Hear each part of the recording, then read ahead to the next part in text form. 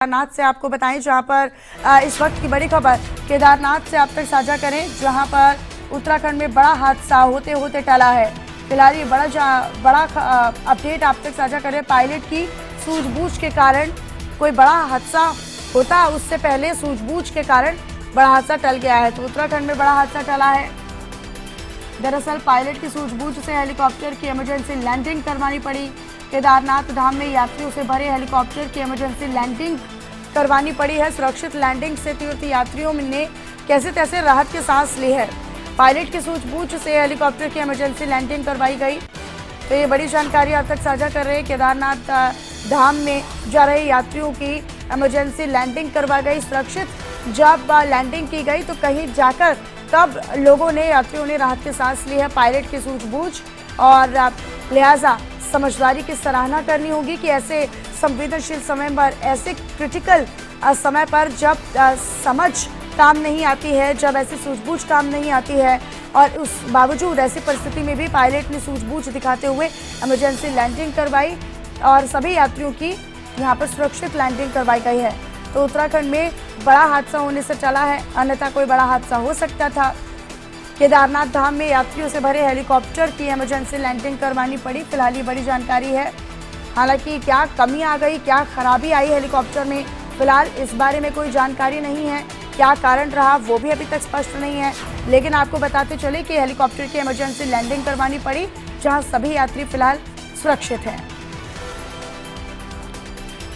तो बताया ये गया कि पायलट ने सूझबूझ दिखाते हुए, समझदारी दिखाते हुए सभी यात्रियों की सुरक्षित लैंडिंग करवाई है। केदारनाथ धाम में यात्रियों से भरे हेलीकॉप्टर की सुरक्षित लैंडिंग करवाई गई है और तब जाकर कहीं यात्रियों ने राहत की सांस ली है।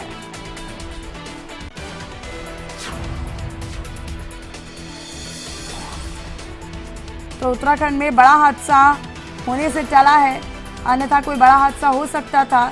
जिन परिस्थितियों में ये यात्री और पायलट रहे होंगे, देखिए केदारनाथ धाम में यात्रियों से भरे हेलीकॉप्टर की इमरजेंसी लैंडिंग करवानी पड़ी और उस वक्त जिस वक्त कोई हादसा हो सकता था, हालांकि किसी खामी की जानकारी पायलट को लगी होगी या फिर किसी प्रकार की कोई भनक पायलट को लगी होगी कि ये कमी है या फिर इस तरह की कोई दिक्कत आ रही है। उस समय पे भी, उस परिस्थिति में भी पायलट ने सूझबूझ दिखाते हुए, समझदारी दिखाते हुए हेलीकॉप्टर की इमरजेंसी लैंडिंग करवाई और साथ ही साथ सभी यात्रियों को सुरक्षित रखा। सुरक्षित सभी यात्रियों की लैंडिंग हुई और ऐसे में इमरजेंसी लैंडिंग के बाद जब सभी सुरक्षित रहे, उसके बाद यात्रियों ने राहत की सांस ली। सचिन मेरे सहयोगी मेरे साथ जुड़े हुए हैं अधिक जानकारी के साथ। सीधा सचिन, आप ही का रुख करते हुए, फिलहाल क्या कारण बताया जा रहा है, क्या वजह रही कि इमरजेंसी लैंडिंग करवानी पड़ी और फिलहाल क्या सभी को सुरक्षित रख लिया गया है? पायलट की सूझबूझ की तारीफ करनी होगी यहाँ पर।